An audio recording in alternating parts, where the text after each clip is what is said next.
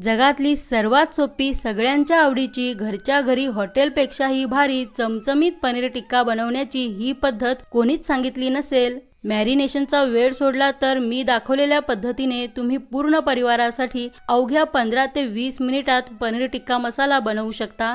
तर चला मग हा सोपा पदार्थ बनवण्यासाठी असेल ते मोठ्या आकाराचं भांडं घेऊन त्यात अगोदर पाऊण वाटी फेटलेलं दही घ्यायचं। इथं शक्यतो ताजा आणि सप्पक दहीच वापरा।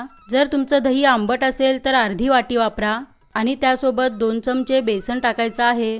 मग त्यानंतर काही कोरडे मसाले घालूया, म्हणजे की 1 चमचा लाल तिखट, लहान पाव चमचा हळद व 1 चमचा धनेपूड आणि 1 मोठा चमचा किचन किंग मसाला। जर तुमच्याकडे हा मसाला नसेल तर तुम्ही कोणताही सब्जी मसाला वापरलात तरीही चालेल।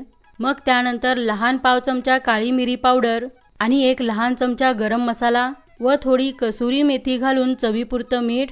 मग नंतर 1 चमचा भरून आलं लसणाची पेस्ट टाकून सर्वांना आधी मिसळून घेऊया। तर इथं मी 4 जणांसाठी भाजी बनवत आहे, त्यामुळे त्यानुसार दही, मसाले व सर्व जिन्नसांचं प्रमाण घेतलंय। तुम्हाला किती भाजी बनवायची आहे त्यानुसार तुम्ही सर्व जिन्नसांचं प्रमाण कमी जास्त घेऊन हा पनीर टिक्का मसाला बनवू शकता।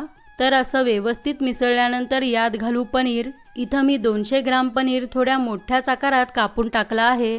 मग यानंतर यात घालूया भाज्या, ज्यात आहे 1 मोठा कांदा, 1 मोठा टमाटर व 1 मोठी शिमला मिरची। या तिघांचे मी मोठे चौकोनी काप केलेत। हॉटेलमध्ये देखील असंच मोठ्या आकारात भाज्या चिरून वापरतात, त्यामुळे तुम्हीही असंच चिरून वापरा, म्हणजे दिसायलाही सुंदर दिसेल आणि एक प्रकारचा क्रंच येऊन खायला सुद्धा चविष्ट लागतात। मग त्यानंतर त्यासोबत घातलं 2 मोठ्या चिरलेल्या हिरव्या मिरच्या व नेहमीच्या वापरातलं 2 चमचे तेल। आता या सर्वांना हलक्या हाताने व्यवस्थित मिसळून घेऊया। तर ही भाजी आपण कमीत कमी वेळेत व सर्वात सोप्या पद्धतीने बनवतोय। तर भाज्या मसाल्यांमध्ये असं चांगलं मिसळल्यानंतर याला 10 मिनिट मॅरिनेट होण्यासाठी ठेवूया। जर तुमच्याकडे जास्त वेळ असेल तर तुम्ही अर्धा तास ठेवू शकता। आता 10 मिनिटं झालेत आणि हे व्यवस्थित मॅरिनेट झालंय। चला आता भाजी बनवून घेऊया। तर त्यासाठी गॅसवर कढई ठेवून त्यात साधारण 2 चमचे तेल टाकायचं आणि तेल चांगलं गरम झाल्यानंतर त्यात 1 चमचा जिरं टाकू व जिरे तडतडले की यामध्ये घालूया टमाटरची प्युरी। इथं मी 2 मध्यम आकाराचे टमाटर व त्यासोबत 3 बेडग्या मिरच्यांना मिक्सरमध्ये मऊसूत वाटून घेतलंय। बेडगी मिरचीमुळे भाजीला रंग फार छान येतो म्हणून मी वापरला आहे। तर असं सतत चमचा फिरवत टमाटरचा कच्चेपणा जाईपर्यंत व यातून तेल सुटेपर्यंत परतून घेऊया। तर हे पहा, टमाटर मस्त शिजलेत व यातून तेल सुद्धा सुटलंय। आता यामध्ये घालायचं आहे मॅरिनेट केलेलं पनीर व भाज्या। तर आता ना आपली भाजी अवघ्या 5 ते 6 मिनिटात तयार होते।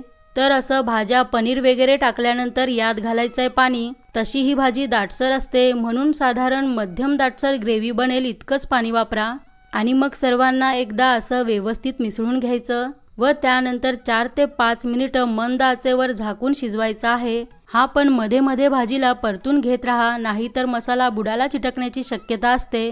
तुम्ही व्हिडिओत बघू शकता भाजीला काय सुंदर रंग आलाय, एकच नंबर दिसतेय पहा। ही दिसायलाच नाही तर खायला सुद्धा तितकीच भारी चवदार लागते।